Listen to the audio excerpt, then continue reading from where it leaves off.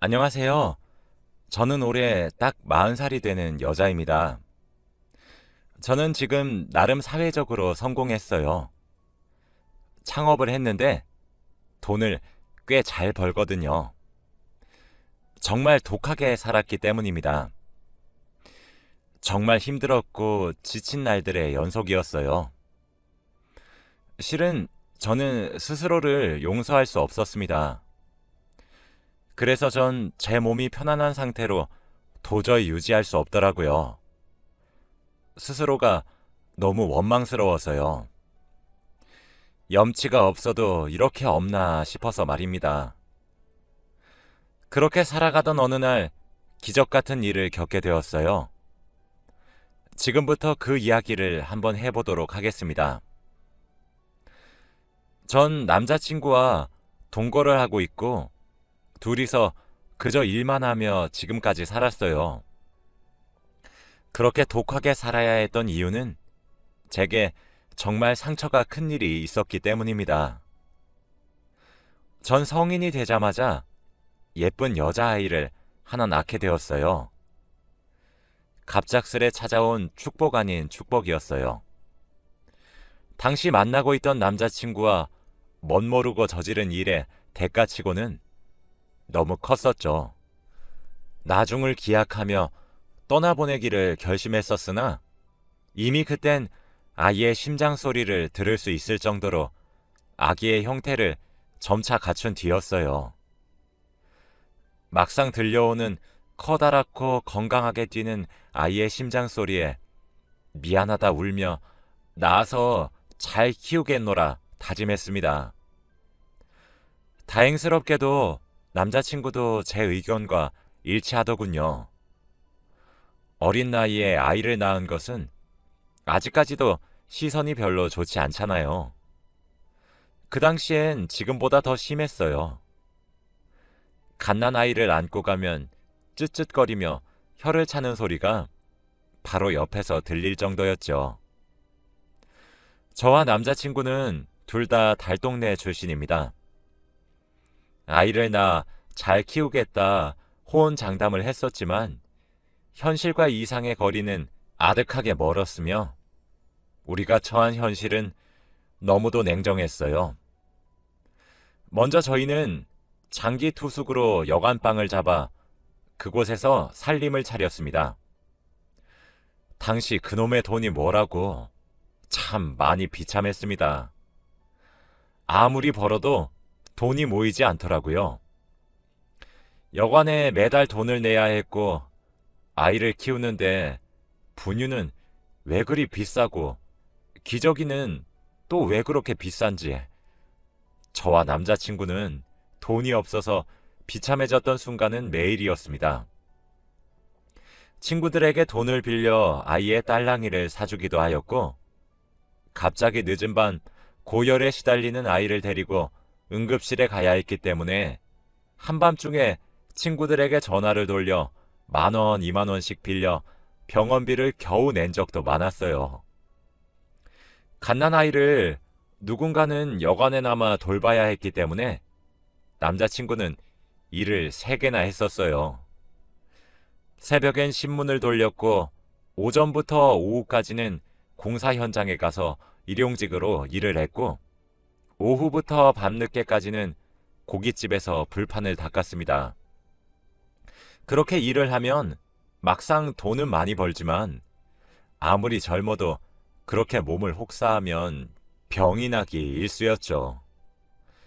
들어오는 돈은 꽤 있었지만 갑자기 아이가 아플 때를 대비해 돈을 빼놓아야 했고 남자친구의 병원비와 우리 생활비를 제외하면 남는 돈은 하나도 없었죠. 병원비라도 줄여보자 해서 남자친구는 일용직 일이 끝나면 곧장 집으로 와서 저와 교대해서 아이를 돌봤고 저는 그때부터 나가 오후부터 밤늦도록 식당에서 설거지를 했습니다. 그 일이 끝나면 새벽 늦게까지 아파트에 전단지를 붙이는 일을 했죠. 그렇게 방법을 바꿨더니 적어도 저와 남자친구의 병원비는 줄어들어 조금 남더라고요. 근데 그래도 돈은 부족했어요. 저와 남자친구는 여관방을 기필코 벗어나겠다는 것을 목표로 삼았습니다. 아이가 뒤집기를 하고 기어다니기 시작하고 걸어다니면서도 저희 세 식구는 여관에서 살았어요. 정말 벗어나고 싶었어요. 딸아이를 키우면서 미안했던 적이 얼마나 많았는지 모릅니다. 다른 집 아이들은 예쁜 옷을 입을 때 저희는 남들에게 옷을 얻어 입혔고, 다들 이유식이니 뭐니 유기농이니 뭐니 했을 때 우린 그렇게 해줄 돈이 하나도 없어 저희가 먹던 라면을 먹였어요. 아이를 키우면서 좋은 장난감 하나 제대로 못 사줬고, 모빌도 문방구에서 재료를 사와 달아줘야 했습니다. 그 와중에도 저희는 여관에서 계속 사니까 주인 아주머니께 정말 자국 안 남게 조심해서 달겠다며 빌다시피 허락을 구해야 했죠. 아이를 키우기 위해 돈은 필요했는데 수중에 남은 돈이 없으니 저흰 정말 바쁘게 살았어요. 좋은 곳에 자주 데리고 나가주지도 못했죠. 그러다 저희가 정말 박박 긁어 모은 돈으로 아이를 놀이공원에 데려간 적이 있습니다. 그때 아이는 5살이었어요. 그날은 어린이날이었거든요. 딸은 처음으로 놀이공원이 어떤 곳인지 알게 되었죠. 회전 목마도 타고 범퍼카도 타고 그렇게 행복하게 시간을 보냈어요. 그날이 어린이날이라 유독 놀이공원에 사람이 참 많더군요. 저와 남자친구가 잠시 한눈을 판 사이 그렇게 우린 딸아이를 잃어버렸습니다.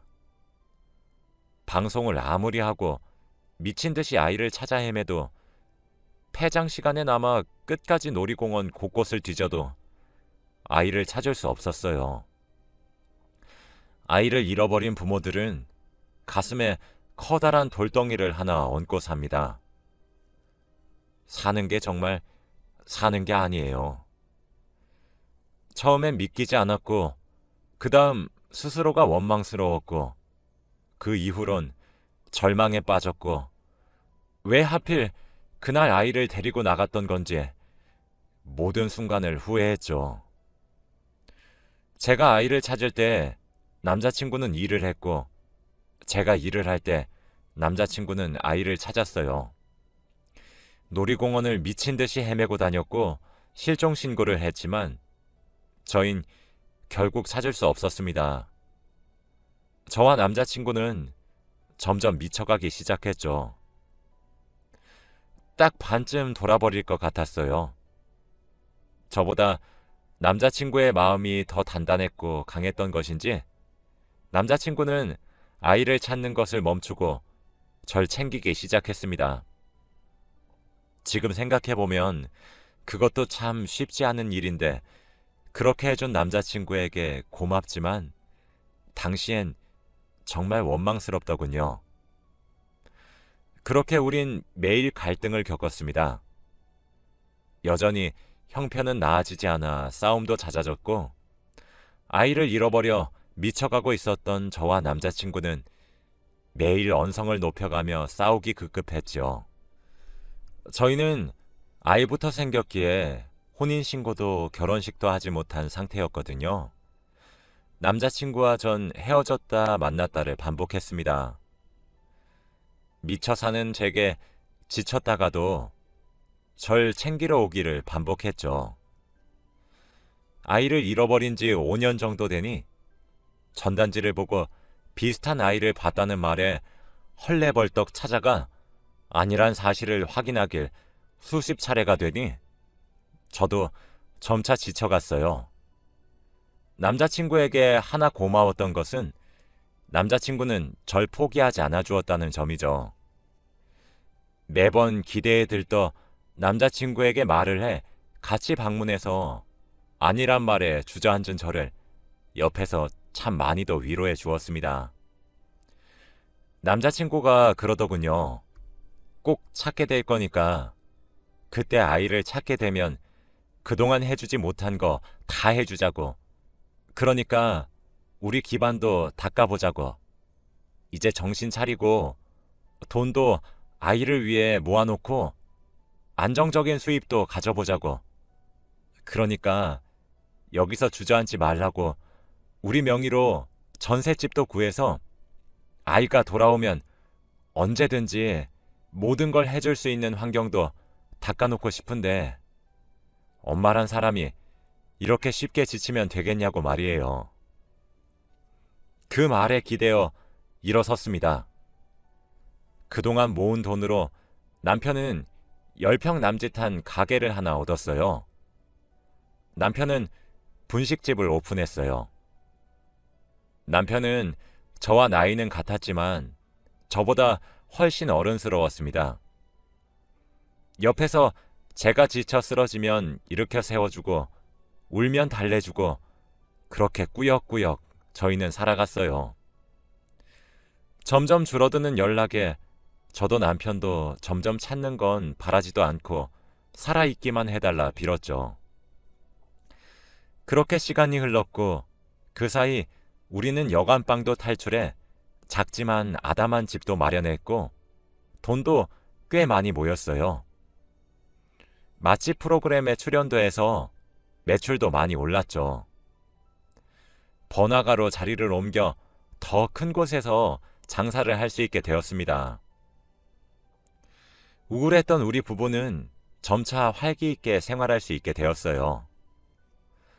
사람이 많이 지나다니는 곳에서 일을 하게 되다 보니 일손이 모자랄 수밖에 없더라고요. 돈도 넉넉히 벌어들이고 있는 입장이라 알바를 쓰기로 결정했어요. 면접은 제가 담당했죠.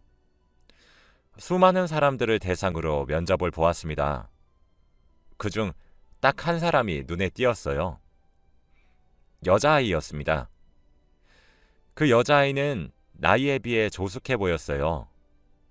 면접을 보다 알게 되었죠. 여자아이는 부모가 없다고 하더라고요. 지금 근근히 벌어먹고 산다고 하였습니다. 한마디로 사정이 참 딱한 아이였어요. 저도 아이가 있었다면 딱 저만한 또래일 텐데 싶기도 했고 아이의 사정이 딱하기도 하고 다른 아이들보다 저 절실해 보여서 열심히 일을 할 것 같아 그 아이와 일을 하기로 했어요. 아이의 이름도 혜원이었는데 여러모로 잃어버린 아이의 생각이 참 많이 나게 하더라고요.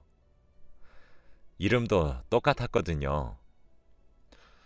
그래도 저희 가게에서 일을 하면 혜원이는 제 예상처럼 정말 싹싹하게 일을 하기 시작했습니다. 분식집이긴 하지만 서비스업과 비슷한데 혜원이는 항상 생글생글 웃는 낯으로 일을 했어요.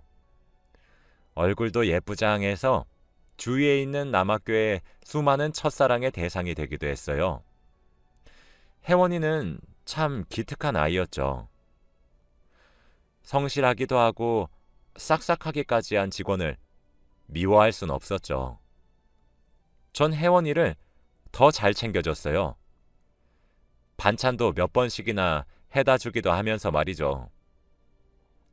혜원이는 저를 사장님이라고 하지 않고 엄마 엄마 하며 저를 잘 따랐어요. 그렇게 많이 친해졌죠. 그런데 어느 날이었습니다. 그 일은 눈 깜짝할 새 순식간에 벌어진 일이었어요.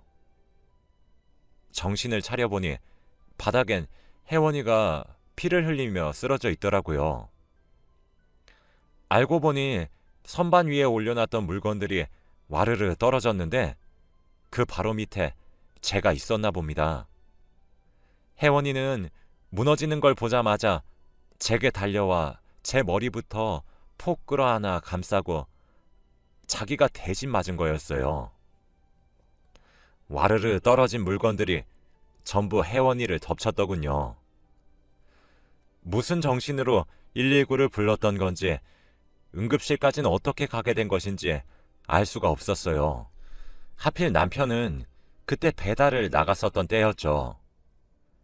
정신을 차려보니 수술실 바로 앞이더라고요. 물건들이 떨어지면서 두개골에 금이 갔고 안에 피가 고일 수 있다며 긴급 수술을 들어가야 했어요. 고아였던 혜원이를 제가 보호자 하겠다고 나서서 겨우 수술을 할 수 있었습니다. 물건들을 맞으면서 어깨도 크게 찢어졌다고 출혈이 크다고 하더라고요. 도중에 혈액팩을 들고 뛰어다니는 모습을 보니 정말 가슴이 철렁했습니다. 수술 경과가 괜찮길 간절하게 기도했어요. 그 기도가 통했던 것인지 혜원이의 수술은 매우 성공적이었고 젊고 건강했던 터라 회복의 속도도 빨라졌죠. 소식을 듣고 찾아온 남편도 혜원이에게 고맙다며 눈물을 보였습니다. 그 순간부터 저희에게 혜원이는 더 이상 딱한 알바생이 아니라 소중한 은인이 되었어요. 원래도 마음의 문이 닫혀 있었던 편은 아니지만 그 이후로 활짝 열렸죠. 저와 남편은 혜원이를 정말 딸처럼 여겼어요. 그런 저희의 애정과 친절이 혜원이에게 부담이 되는 것은 아닌지 종종 걱정이 되었었는데 나중에 들어보니 혜원이도 못 느꼈던 부모의 정을 느끼게 된 것 같아서 괜찮았다고 하더라고요. 저희 셋은 그렇게 가게를 운영해 나가기 시작했습니다. 모든 일이 순조로웠죠.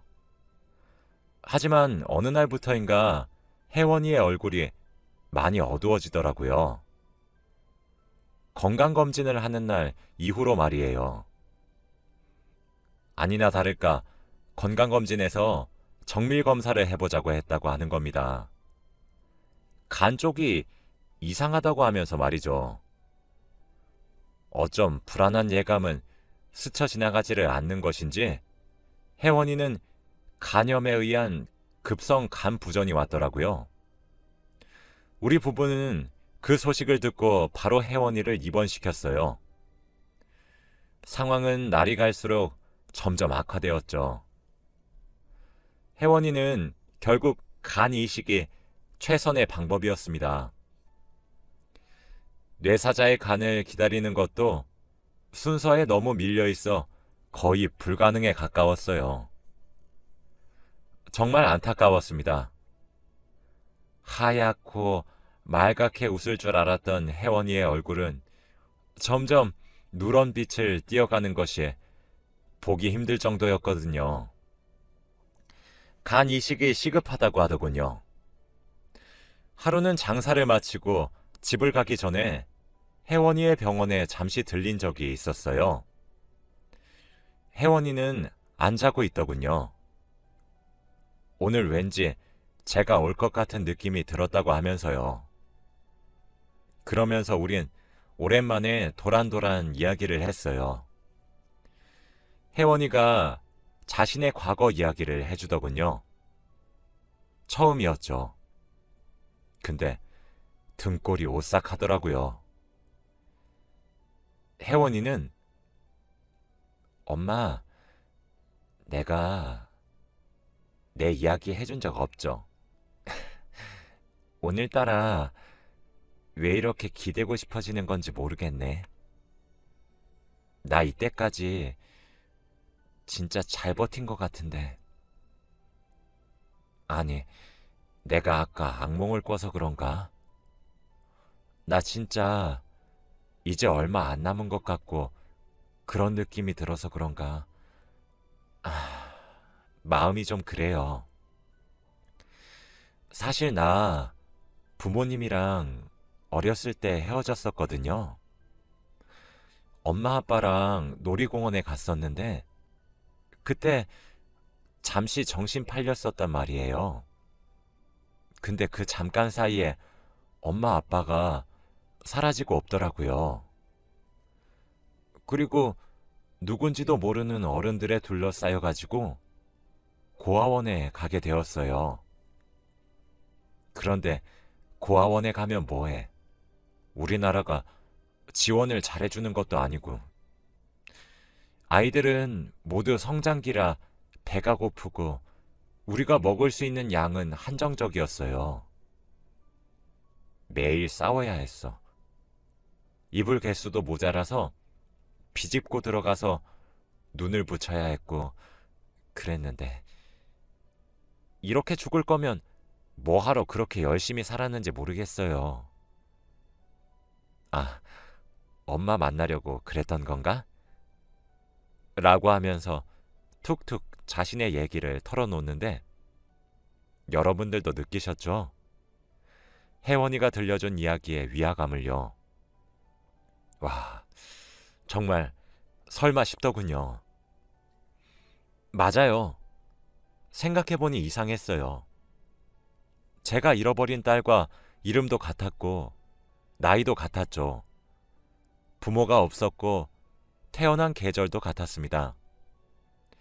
그때 혜원이를 찬찬히 뜯어보니 혜원이의 손목에 제 눈길이 멈췄죠.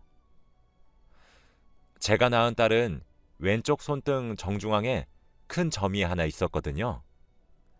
근데 그 점이 혜원이의 손등에도 있더라고요. 정말 소름이 끼쳤습니다. 빠르게 뛰어오는 심장박동을 애써 무시하려고 노력했어요. 일단 몸조리 잘하고 나쁜 생각은 하지 말라며 혜원이의 칫솔을 들고 병실을 빠져나왔습니다. 그 길로 남편에게 찾아갔고 오늘 제가 알게 된 모든 일들을 설명하기 시작했어요. 제가 설명을 이어서 하면 할수록 남편의 표정은 굳어졌어요. 이야기가 끝났지만 남편은 한참 동안이나 말이 없었습니다. 이내 남편은 제게 유전자 검사를 한번 해보는데 너무 기대하지 말자고 말을 하더라고요. 그렇게 우린 칫솔을 이용해 유전자 검사를 의뢰를 했어요. 결과는 놀랍게도 혜원이는 정말로 저희가 잃어버렸던 딸이었습니다. 결과를 종이로 받는 것은 시일이 조금 더 걸렸지만 유선으로 먼저 연락이 오더군요. 저흰 병원으로 미친 사람처럼 찾아갔어요. 그때부터는 일사천리였습니다. 혜원이에게 모든 것을 말하고 혜원이의 호적도 옮겼고 우리 부부는 적합성 검사를 실시했습니다. 그 중에서 제 간이 적합하다고 결과가 나오더군요. 혜원이는 빠르게 변하는 상황에 많이 불안해했지만 저희 부부는 일단 딸을 살려야 했기에 모든 것을 나중으로 미루고 간이식 수술 날짜를 잡았고 그 결과 수술은 성공적이었죠. 지금은 저도 혜원이도 건강을 되찾았어요. 우린 기적적으로 10여 년 넘게 흘러 만날 수 있었습니다. 혜원이는 저희에게 진실을 듣고 난 후 얼마나 울었는지 몰라요. 저희 세 가족은 그날 정말 눈물로 한강을 만들었습니다.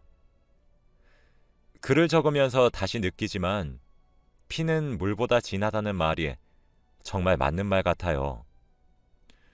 저희 세 가족이 그런 엄청난 우연과 우연을 통해 다시 이어질 수 있을 줄 몰랐으니까요. 정말 믿지도 않는 신에게 얼마나 감사 인사를 드렸는지 모릅니다. 저와 남편 그리고 딸인 혜원이랑 다음 주에 함께 웨딩 사진을 찍기로 했어요. 저와 남편은 사는 것이 더 바빠 결혼 사진도 찍지 못했고 식도 제대로 올리지 않고 혼인신고만 하고 살고 있었거든요. 이젠 저희 세 가족이 만났으니 딸과 함께 드레스와 턱시도를 입고 웨딩 사진을 찍으려고 해요. 또 혜원이는 꿈이 하나 있더라고요. 미용사가 되는 것이라고 하길래 그동안 혜원이를 위해 모아놓은 돈을 이용해 늦었지만 혜원이가 꿈을 펼칠 수 있도록 도와주려고 합니다. 제 이야기를 들어주셔서 감사합니다. 여러분들도 무슨 일이든 끝까지 포기하지 않으셨으면 좋겠어요. 혹시 아나요? 저처럼 정말 커다란 우연들이 겹쳐 정말 인연을 찾을 수 있을지를요. 다들 원하시는 바 이루시길 바라고 항상 행복하세요.